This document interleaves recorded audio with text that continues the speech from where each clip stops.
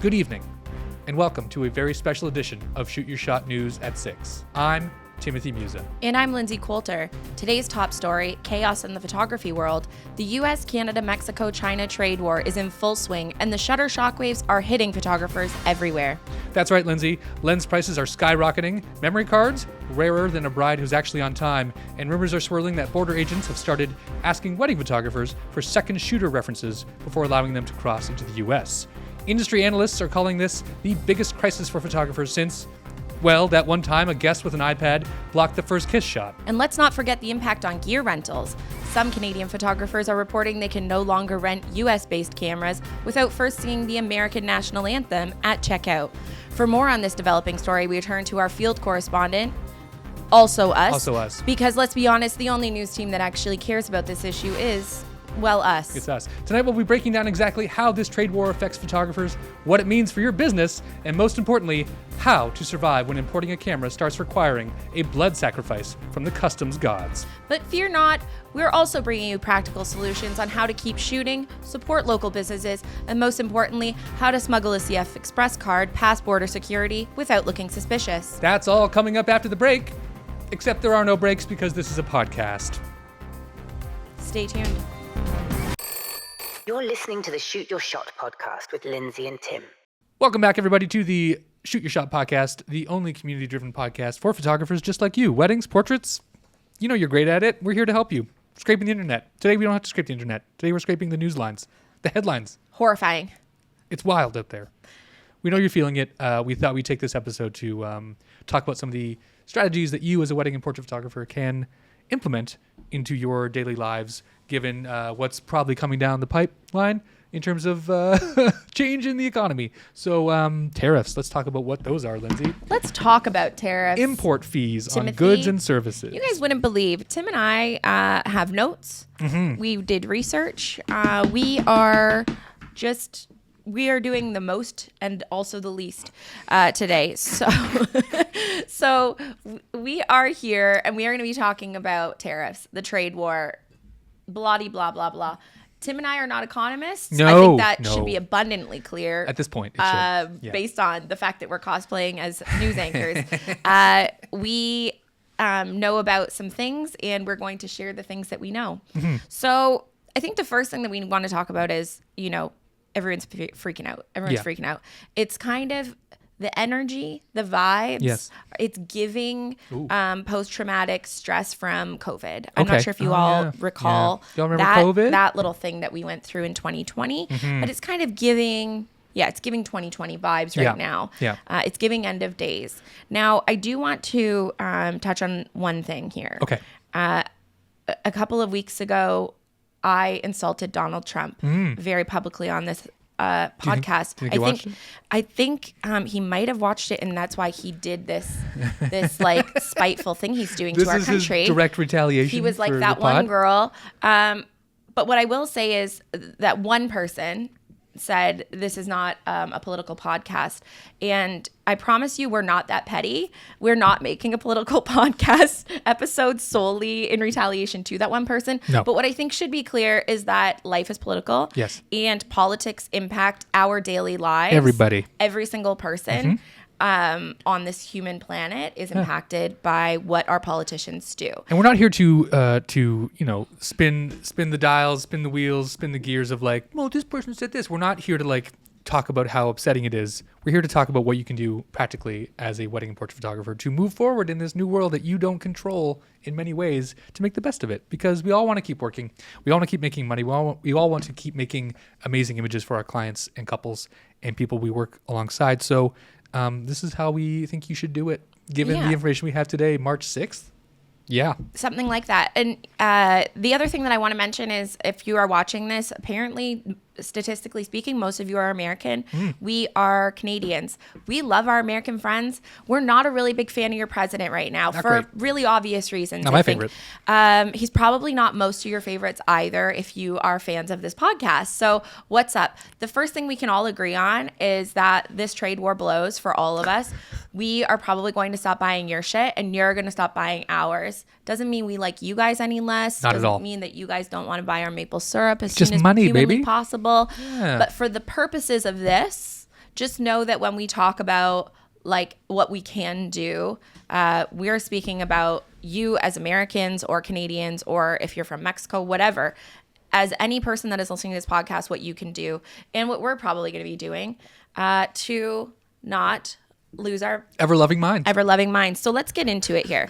Tim, what do you think is going to happen as far as the tariffs go and the actual real hard impact on photographers for costs? You know, we are fortunate in a lot of ways. We are not heavily impacted by trucking, by electricity, by like some of the really big ticket items that are going to be really heavily impacted by these tariffs. And at the moment, I don't think we even have the full list There's yet. no full list at the time of this recording, so it might have changed by Monday the 10th. And I also think that they're threatening more things to be added. Like I think Canada said, oh, this is a starting point. We've got another 30 billion of things we can add, or 130 billion. There's, again, not economists, and also not truly your news source. So you should probably go to your trusted news source for actual facts. Anywhere else. Where I think it'll affect people's bottom line will be their hearts and minds around what a recession means for their daily spending. So as a consumer, you're a consumer, I'm a consumer, you at home are a consumer. We like to buy goods and services. We like to get little snacks, little treats for ourselves, right? Tubes from Sephora. Tubes. And I think you called it, what did you call this? The lipstick effect? The lipstick effect, okay. Yeah. So, well, that's one part of it. I mean, so every time someone hears recession, they will do a little thing where they tighten up their purse strings a little bit, right? They'll like clutch their pearls a bit, get a bit closer, less luxury spending, more practical spending, and more reviews, and more like deep diving into the things that they think they need, as opposed to like just frivolous, buying things. And that's the first like week to a month, basically, of a recession. Yeah. You catch wind of it. I think, people are going to start freaking out. The first step is probably going to be people are freaking out. All of our friends that own small businesses, they're dealing with this as well. Their customers are calling them saying, hey, can we lock in on that price that you gave us a year ago? They're like, oh, no, that quote has expired. Yeah. So the first thing I think that we need to talk about is, the tariffs obviously are being impacted across the board, from the United States to Canada, the United States to Mexico, and the United States to China. Correct. Canada has retaliated. I believe that China has retaliated, but I could be wrong on that. And Mexico has retaliated. So when this happens, everybody's going to be like, oh, you want to fuck with me? I'm going to fuck with you. Which I assume is exactly how those conversations go. Currently, I hope it is. I really hope it's you. Me? Honestly, some of my favorite things that have come out of our prime minister's mouth this past month have been totally unscripted, like off the cuff. The guy's on his way out. He's quitting. He's literally I do not care. Yeah. But I am going to roast this man, and I think all the power to you. Yeah. Appreciate that. So I do hope that that's how this is going in their conversations. So there's a few things that I think are going to be impacted, and we're not quite sure if they're going to be impacted actually on the list of tariffs, or they're going to be impacted because those companies are going to have their own stuff impacted, which is going to be a trickle down effect. Yes. So I think there's going to be the actual tariffs, and then there's going to be the trickle down. Yes. So say you need to buy a new lens. Great. Your lens maybe is not manufactured in the United States. It's most likely not manufactured in China. Yep. And even if it's not on the list of things that are being taxed, the camera companies are all going to have to react in some way. Yes. The interesting thing, though, and we were talking about this before, is I'm not confident that it's going to make costs go up. Okay. Because I think there's going to be it would be actually interesting to speak to an economist or somebody from one of the camera companies. Probably at WPPI, we'll get an opportunity to speak to Nikon and see how they're going to react to all of this. Are they worried that they're not going to be spending? Or are they worried that things are going to cost more? So I don't know if they're going to increase their costs or if they're going to lower them. Yeah. One of the other things that's generally interesting to me during sort of a recession and this like situation that we're in here is that there are going to be people that can't afford cameras anymore, that can't afford these, because now those are considered luxury items. Totally. Even if you are a photographer, you maybe aren't going to be switching up your system quite as much. So perhaps there will be some deals to be had for the photographers that do have the ability to purchase. And if you're a brand and you have a warehouse full of Canon cameras, let's say, or Nikon cameras or Fuji cameras, and you need to sell these to make your quota, to make your your nut for the year, you're probably more highly motivated to sell, even though the fact that like people aren't buying is a reality. People are less likely to buy during a recession. That's just math, I think. Again, not economists, not mathematicians. But if you need to sell, you're probably more motivated to offer discounts, offer incentives to make sure that those shelves are, getting out the door a little bit. Yeah. So, and the other thing that I think is going to be interesting is we're already seeing it here is that most of our stores are starting to put signage out to denote whether something is a Canadian product or not, right? Yeah. Whether it is made in Canada, whether it is sourced in Canada, whatever those things are. And it's not even necessarily that there are taxes being imposed or tariffs being imposed on the alternatives. It's just that one of the things that we're hearing in our news is Justin Trudeau said, elbows up, Canadians. Elbows up. This is not time to be traveling to the U.S. This is not time to be spending across the border. And I imagine that Americans are hearing the same thing is even if this isn't something that's being impacted and is not financially changing anything for you. Yeah. As a whole, we are finding that I think every country is going to find their own patriotism. Yeah. Even though that word has somehow gotten like really icky. Some weird feelings around it. It shouldn't. Weird vibes. But I think that the thing that we're going to see a lot is patriotism across the board. Some, I don't know, is nationalism. I guess nationalism. People are going to be feeling like, I want to purchase Canadian products regardless of me having to look at a list and see if that's on it, whatever. No, it's just when you go to the store, you're going to want to buy those things. And I imagine that our local shops are going to be doing that as well, as far as camera gear of, this is sold by Nikon USA or whatever, or Nikon Canada, I mean. And they're going to be probably telling us where the I don't know, things are made, where the manufacturing takes place. Yeah. I think if you're Canadian and you're half of our viewership, a lot of the manufacturing process happens across the sea in China and other countries that are not the U.S., which is a good thing as long as those corporations that import the products you're looking to buy don't route through the U.S., which a lot of them probably do because those are major ports. It's a bitch to get things to Ontario, I imagine. You probably just fly into New York and ship it from there. But if that's happening, you're going to end up paying a bit more of a tariff. I assume, again, not economists. We don't own shipping routes to Asia. Well, no, I do think that is a very fair assumption. Like I was just talking to Marshall on the phone before this podcast. We're getting a new switcher for the show. Very excited. We'll let you know when it arrives. It's very fancy pants. But he was asking if I want to buy some SD cards because they're controlled and run by the same company who does the supplying for this new switcher. And I asked him about the price, and then we talked about where it's from, which we believe is Taiwan. And he's like, well, you probably won't get taxed on it if it doesn't go through the States. I'm like, smart, brilliant, cool. So a lot of that, those small delineations will have to be made apparent to you if you're buying from a dealer or from a camera shop. Just kind of like ask where things are coming from, Yeah. Where's this coming from? Yeah, what's the source? I think the other thing that's going to be interesting, speaking of memory cards, is that most memory cards are made in China. Yes, Taiwan specifically. Yeah. So if most memory cards are being made in a place where there are tariffs, if you're American, that's a pretty scary thing.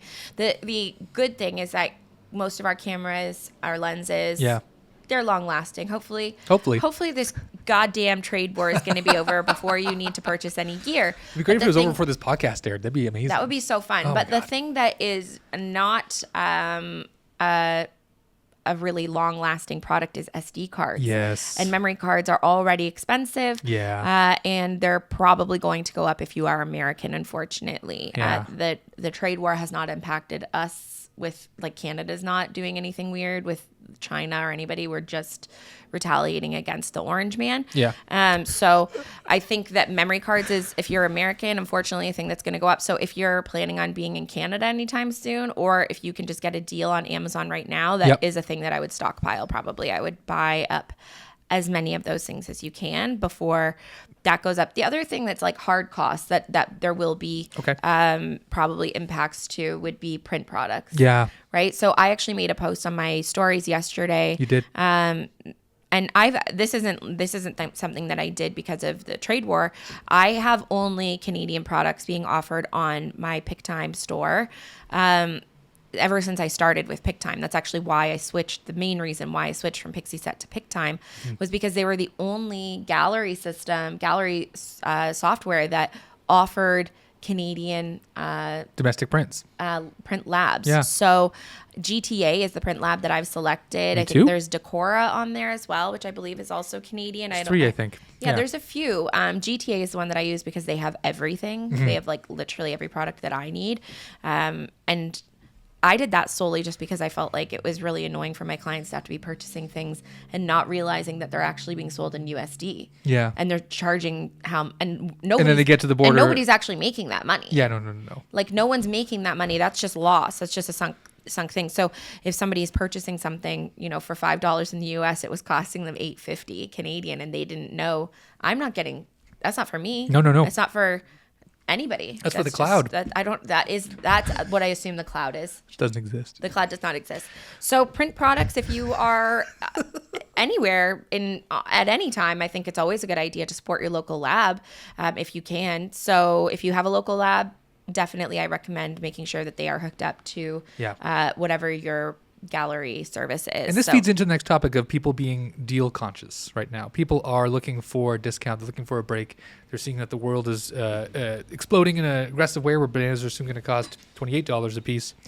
They want to know what they can get from buying locally, buying someone who is in their local area, who can give them maybe a discount or some kind of deal or some kind of incentive. Yeah. You talked a bit about the lipstick effect, which we'll get to, but what are some of the ways people can be deal oriented for their customers and clients and couples who are reaching out to them? I mean, one way would be print sales. Print sales for sure. Yeah. And running more actually promos. I got a few sales yesterday. Okay. Which I think is funny. It's like, nothing changed really for me. This was always the same thing. Yeah. I was just making it really clear to my clients that when you purchase something through your gallery, it is printed locally. Yeah. So for the people that want to feel like they're doing something, because we actually have zero impact over what's going on. You can't do anything about it, right? Unless you're DT and you're watching this. You can boycott, you can speak up on social media, you can use your voice, but True. There's really very few things that we can actually feel good about doing. So purchasing power is a thing that I think our clients and even us are feeling good about. Well, we can't do a whole lot to change this, but what we can do is ensure that we are spending in a way that makes us feel good and makes us feel we're putting our power to the dollar and making sure that we're making a difference in our own minds, even and if so it's just placebo effect. So it's I think something. if you were to run made in Canada print sale, baby, I'm gonna do that later today. Honestly, I think it would do really, really well. And just keep reminding people, as always, as it's always been, these products are made in Canada. I have never really told my clients these are made at GTA labs or anything like that, because one of the things that, we like as the photographers is to keep those things a little bit close to the chest, because you don't want your clients to somehow figure out that, I could just go to GTA and I mean, they have to apply and all of that stuff. They're not going to be able to just do it as a walk off regular the street consumer. And do it. Yeah. However, you don't generally share your suppliers, but in this time, I actually have been saying these are made in the GTA at a local lab. That's not going to be a hard thing for somebody to type in GTA print labs. It's going to come up with literally the GTA print lab. So that's a real consideration. And then the only other consideration that I would say that's like a thing that I've got my eye on is going to be shipping rates, because I do ship things to my clients. I ship their albums to them. So I still use Wood and Banana. They are Polish. So I'm not too... That's the second Polish printer I've heard of who does wedding albums. I don't know what's going on in Poland, but they got a...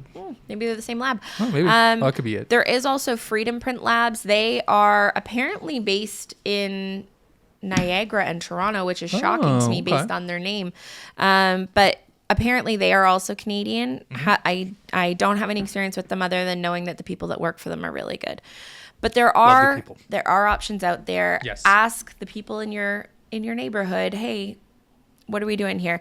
But shipping rates, I think, is a scary one because as we saw with COVID, and once they go up, they don't come down. They don't come back down. There's no descent. No. So they all went up. They all went crazy during COVID, and I fear that they shall go up again. So that's something we'll have to consider. If it's up, then it's as far as like our overall cost of doing business. Yep. So now that we've sort of talked about like the fixed cost issues, let's talk about sort of the economics of the brain, shall we? Yes.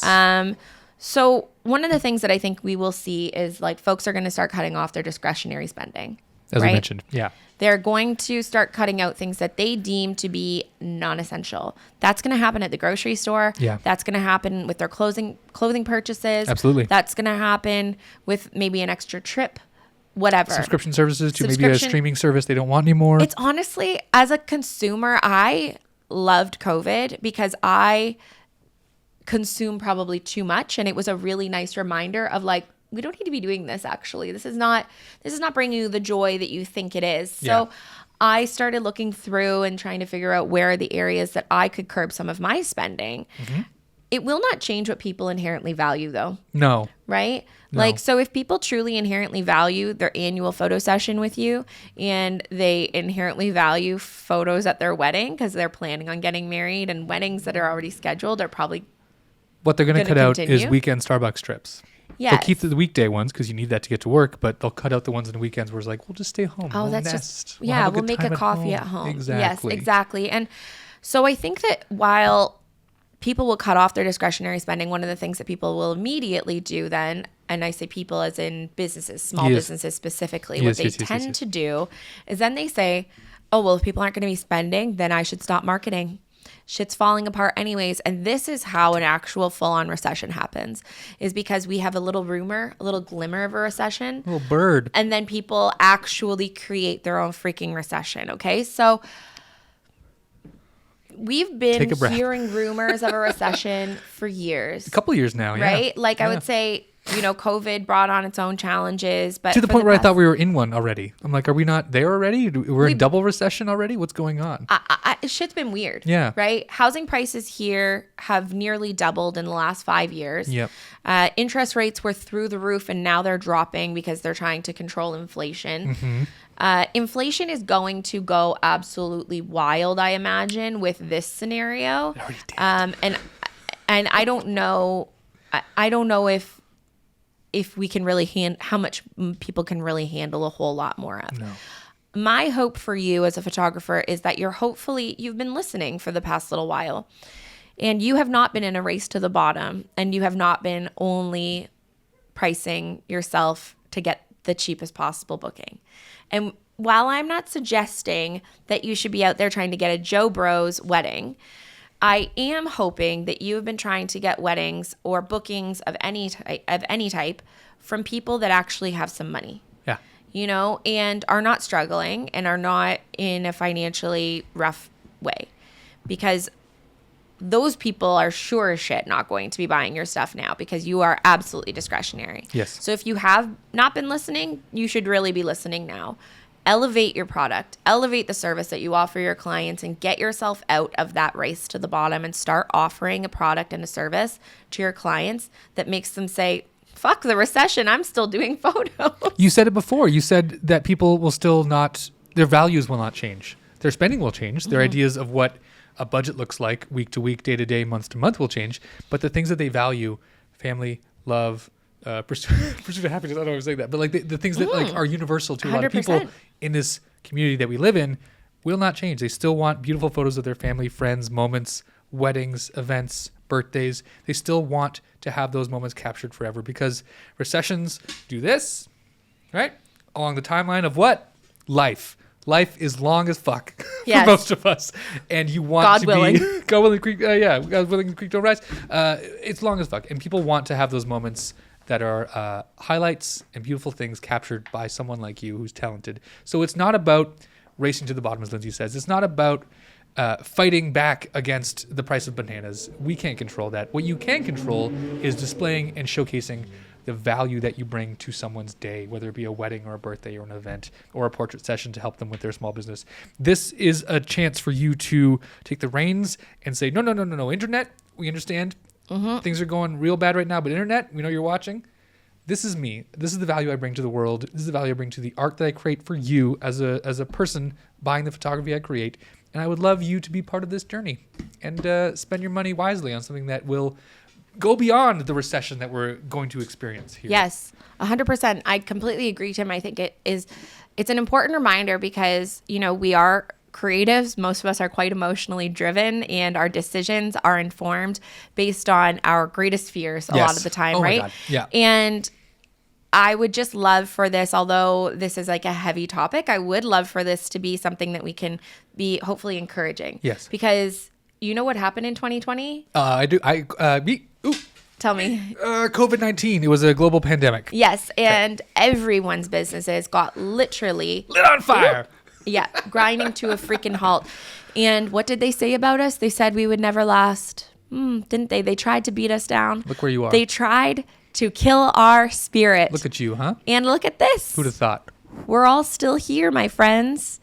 So take it from us. Take it from yourself. You can pivot. We can do hard things. We have to acknowledge what's going on around us. We can't bury our heads in the sand. No. We have to acknowledge it. We have to stay somewhat informed while protecting your peace. So for me, that's me just, my news is a quick, hey, Google in the morning and asking what the news of the day is. And that's it. I'm not looking anymore throughout the day. Cut yourself off. I'm not looking at any other, my in-laws send me shit. We're going back to COVID PTSD, and I'm not having it. I don't want the constant 24-hour news cycle in my home. It's not effective for me. It's not effective for my own mental health. But what is effective is knowing what's going on, having an awareness, and then reacting to it in a way that actually impacts me, my life, my family, from a and high my level. values. From a high level, you can't. You could really go deep into this and just boil the ocean like we all did in 2020, where we were just glued to our TV sets, wondering what's happening next. What's the death count at in each country? There's dolphins in Venice. Like there's so much detail. Dolphins in that Venice was fun, honestly. Was wild. But there was so much detail, and they knew they had you because there was nothing else fucking going on. We couldn't leave the house. Couldn't leave the house. But you can leave the house, and you should. And the good thing about this is it's actually interesting. It's happening at the same time as COVID did. What do you got? March, right? It's weird. March, the Ides of March. But the thing that happens after March is spring, sunshine, okay? So the more that you can get out and touch grass, quite literally, the better. A man selling ice cream. Let's talk about the psychology of things. Yes, so I do want to touch on the lipstick effect. I want to hear about this. Because the same way that people's values don't change, there's something that you brought up, which is really interesting. Tell me about it, please. Listen, I don't have a great degree, but I do have at least a few hours of education. And the one thing that I will say is I really enjoyed listening to the psychology of business in my schooling. I always loved learning about the psychology of why people buy when they buy. And the lipstick effect is something that stuck with me. And thankfully, we haven't really lived through a recession of what I imagine this magnitude shall be. Okay. While we've owned businesses. Right. At least I haven't. I think the last big one was 2018. No, 2008. Sorry, 2008. I mean, yeah. That was the housing crisis. I always forget. Yeah. So 2018. You're like, that was yesterday. Yeah.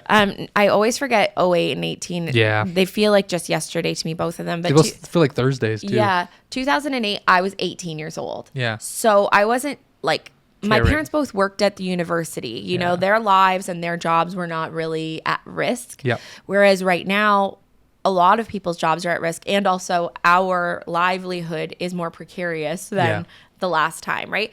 So I've always found this very interesting. And one of the things that I would love to discuss, this is Lindsay's class, Business 101, is the lipstick effect. So the lipstick effect essentially is this sort of theory that during economic hard times, during economic downturns or recession, whatever we feel like calling this, is that people may curb their spending on large purchases. So perhaps this isn't the year that they're going to buy the new car. They're not getting the hot tub. But what they are still going to do is they're going to have a little bit of a YOLO effect. Okay, they're going to say to themselves, if the world is ending, I want to go out wearing Chanel lipstick. I want to go out wearing a nice perfume. I am still going to probably buy some Aritzia. So what we're finding is that luxury retailers during economic hard times are actually doing quite well. The other mentality behind it is sometimes they end up dropping their price because the vast majority of people are not doing this. But some people are still able to purchase their goods. So say companies like Rolex actually end up doing quite well during recessions. Okay. Because people are sad. And I guess they want to buy status symbols and they want to prove to people that they're have not been impacted, right? But then the other thing is if the cost of a Rolex lowers at all, people are saying, well, let's buy it now. So double-edged. Either way, they're like, well, I need to feel good about myself, so I'm going to buy something really fancy. And, oh, it's on sale, so that's a sign. I should really buy something really fancy. Yeah, and I think it really just comes down to this concept of, like, if the world is ending, we might as well just enjoy it. And as your friend and as a person who does not recommend you going into debt for silly emotional purchases, I would recommend, if you are an emotional purchaser, to curb your spending now, to don't fall into the trap of the lipstick effect. But now that you know about the lipstick effect, I would suggest that you target your own marketing strategies towards that. So remind people why this is maybe a luxury, but not a luxury that needs to be cut out. I do want to talk about, for a moment here, Tim, I want to talk about what we can do that's tangible to allow people to financially be able to actually afford these things, because there will be people that maybe aren't going to be getting the bonuses that they're typically used to getting. Right. Their businesses are slowing down. They are losing more on, their profits because their overheads are getting higher and they haven't been able to react quite so quickly. One of the great things about our businesses is that we can react literally instantly. I set my new prices last week and I might redo them again this week for all I care. You know what I mean? Who's to say? You change the prices. Yeah. You can change your costs at any time and no one will ask you why. You can offer incentives. You can deal with the payment of things in different ways. If you want to do like a prolonged deposit where they pay 10% today, 20% in a month, 100%, and then another 20% in like 2 weeks. Just take and your time. And that's something I started doing during COVID. I was such a stickler for the 50% down. Don't even consider anything else. And I think that was a luxury of something that I could do because things were normal before. Yeah. But for me, it just wasn't worth me sticking to my guns on something like that for me to lose my actual business, right? Okay, so there's a reason why our deposits are what they are. So maybe you don't mess with the deposit quite so much, but you can put people on a payment plan. Yes. You can actually charge people, not necessarily interest. I wouldn't do that. I don't feel like being a bank, but you can charge people a surcharge for putting them on a payment plan. I think because there's going to be more administrative work in following up with them. Hey, did you do this? Whatever. It's also so much easier now with like I'm Focal on my payment processor through my website. I just have automated reminders. You know, I'm not calling somebody and chasing them down for an invoice. No. So there are ways for us to go about this. So that's probably what I will be doing more so is now that I've had to increase my prices, but I know my clients still want to work with me for family sessions, for all of my shoots. I'm going to start offering payment plans. Amazing. I actually increased my deposit because I think it's probably more likely that people are going to bail on their family sessions in the future. And this is how you can operate and live under the assumption that the value of you has not changed as a photographer. The value of Lindsay has not changed. I've said this once, I'll say it again. You're just helping people understand that the value is still there and they are valued by you, and you're open to being flexible to help them create that value together by extending payments, payment plans, taking away the interest, all those things. You can do this in a way that's creative and will make them feel good, make them feel like, oh, cool, I'm not in this alone. I don't feel like the world is just caving on me. Lindsay's still there. She's still got my back. She still wants to make these beautiful yearly portraits, monthly portraits, baby bump portraits. She wants to be there for me still, and she understands the world is not great, and she wants to help us out. So, yeah, it's all about being flexible, I think, in a lot of ways. Yeah, absolutely. The other thing that I feel like I was Trump, just like flexibility, like just said a bunch of fucking word soup. But hopefully that made sense to you. But you know what? If Trump was a photographer, they'd be like, authenticity, moments, adventure, authentic feeling, intimacy, money, love, printing. It is sorry. Lenses. So man, that guy that was upset before, he's pissed now. God, sir, I hope you're not Lord here. Michaels okay? is gonna call? Okay. I truly hope that man that said, I am so sad you guys are talking about politics is not here. I'm so sorry, sir. Let's talk If you about are- high-end wedding and luxury portrait photography because that's one thing that will probably be recession-proof is the rich. A lot of the things that these tariffs do are they help the rich get richer, which was the plan from the beginning. And again, not a politics podcast, not an economist, but that's what we believe to be true based on the information I've been told. So the rich get richer and they want the things that they want. They don't want the luxuries of their lives to go away. They want to keep yachts in their yacht harbor. They want to make sure that the dates on their calendar for their friend's wedding at Lake Como still happens. And they want to make sure that the vendors who are going to supply the food, the drinks, the photography for whatever event they have coming up will be there for them. Absolutely. And I think while we don't necessarily have to be taking the money of actual evil people. No. We can be taking the money of their children. Yes. And The Nepo babies. We're wanna coming tell for your me blood. Elon's got like 36 children. Okay, I'm getting too fired up. I can't talk about it. But I agree with you. I think that there are plenty of people that are going to come out of this doing just fine, Yeah. that aren't evil, that are just better at finances than we are. Or just being creative and finding new things that adapt to the market that we're in and creating new business. Like when the premier made that sticker company and made like $5 million or something. Absolutely. Right? From COVID, Yes. all the safe distance stickers. He Yeah, invested in a sticker company. He's like, we need stickers. I've got an And then there's idea. Stickers everywhere. Yeah. The man does suck, but he has some good ideas. Another option of a thing that I think that we could do is offering affordable luxury things. Ooh, tell me about affordable luxury. And I Lindsay. feel like I already do affordable luxury, so it feels like my time is here. Let's go back to talk about mini sessions for a second. I love that. So for those of you who maybe are trying to figure out how the heck am I going to make some money, because people are being weird. Yes. I talk about this all the time. Yes. Mini sessions are a really, really nice way to offer a great service to your clients that is also a great service to your bank account. Yes.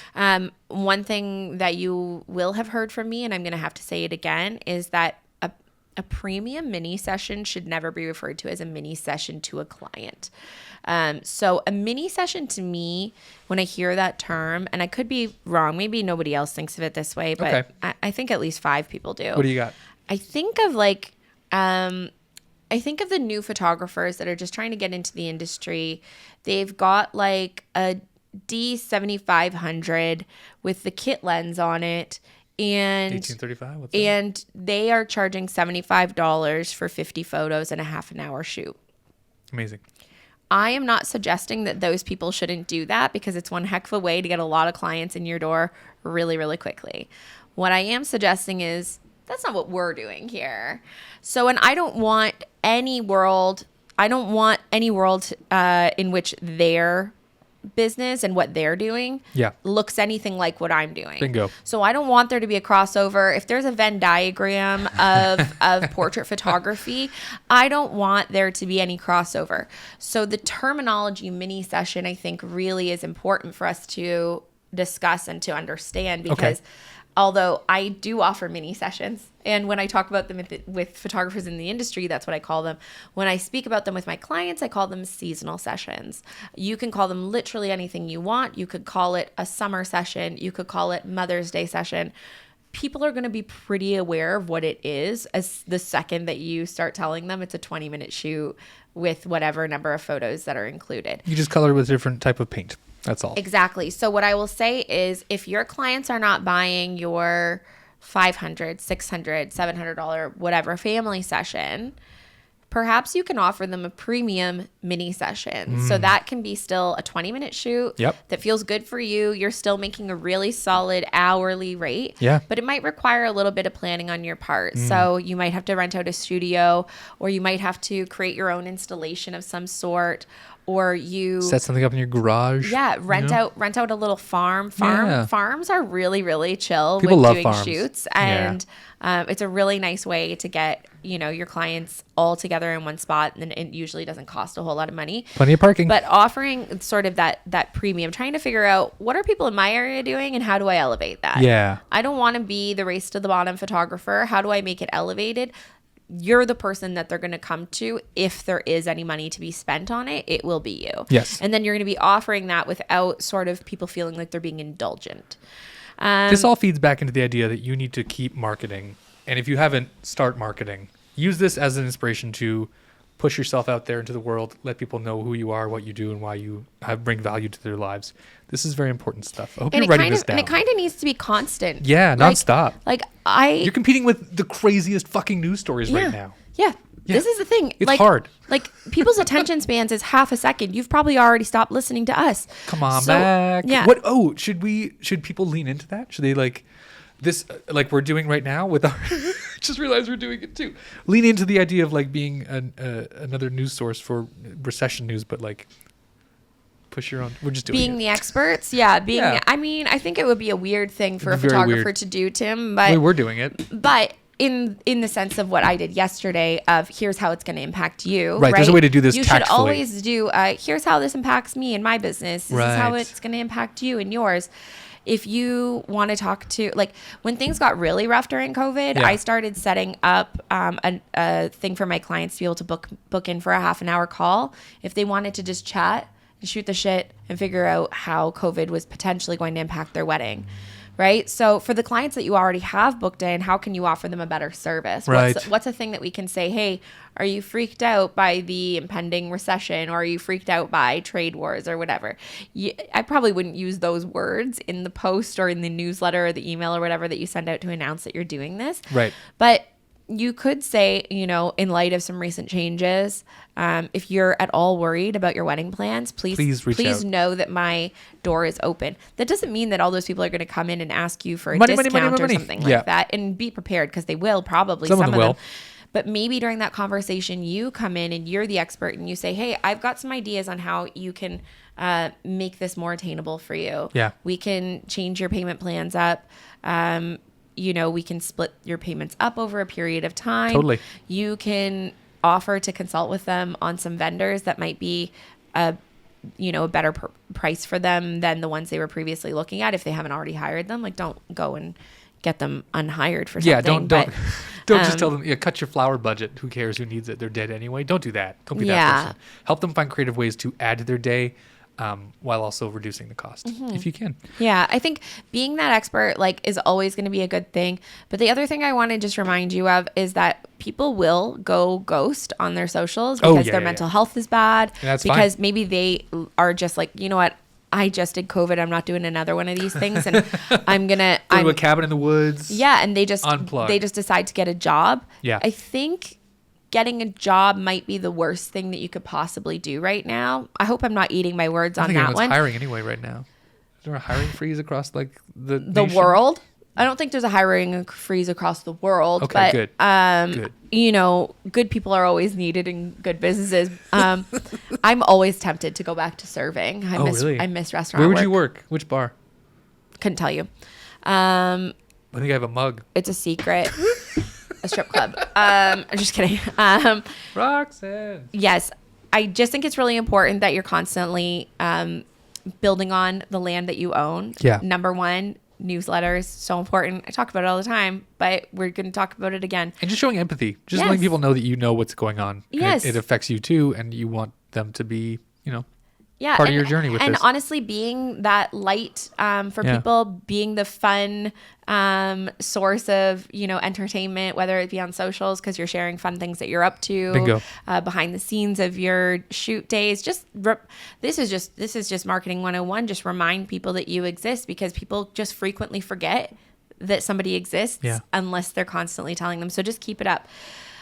I feel like there's only a couple of other things that I want to say. Absolutely. One of them is keep an eye on your own investments. You are probably your own retirement savings plan at this point. And so keep an eye on things. Burying your head in the sand on any topic is a bad idea, but specifically on your own investments. Yeah. So there may be opportunities here for you, and there may be concerns for you. And turn notifications on. Yeah, turn your notifications on. Yeah. I use Wealthsimple. I think it's a very, very good resource for people that want to get into the game of investing. Yeah, and manage their own investments without feeling like I'm I don't know, the man is controlling their shit. Yeah. Even though the man is definitely controlling our shit with Wealthsimple, to be Little fair. puppets. But it is really nice to not have to wait for a quarterly report from some guy named Mike to send me my shit, you know? And I'm like, Mike, why are you getting rich? And it seems like I'm not. Anyways, keep an eye on it because it's always important to have A firm grasp. a firm on where grasp. your money is. Tim, should we shake that baby up or what? If you're just listening to us on a podcast, I'm holding a magic 8-ball. It's something we usually do on this show. We roll it. We see if it gives us any wisdom. Yes or no questions. Higher power. You know the drill. Lindsay, are there any thoughts and feelings you want to get off your chest before we roll this thing and ask it a question and say good night? No, not at all. Honestly, I have no additional thoughts. No notes. My question for the 8-ball is, will this trade war end before this podcast airs? Oh, that'd be lovely. What a retro little throwback that would be for all of us. The answer is, I cannot read without a doubt. Hey, I'll take that. She's That's never hopeful. been wrong before, Let's kids. hope that all So this was just a weird fever dream. We can all go back to, well, they did that little. They a month ago he said, "Oh, well, we're gonna do this tomorrow," and then he said psych. So I thought it was gonna be a psych again. yeah. I thought we were going psych a second time. So There's too much ego involved right it now. I was think. no psych. Anyways, that is Timothy Musa and Lindsay Coulter signing off. Thank you for for liking, being commenting, here. and subscribing so we show up for you. 5 stars, Apple Podcasts, iTunes, Spotify, all the places you listen and enjoy this podcast. We appreciate you. We'll see you next Monday. Good night. Good night.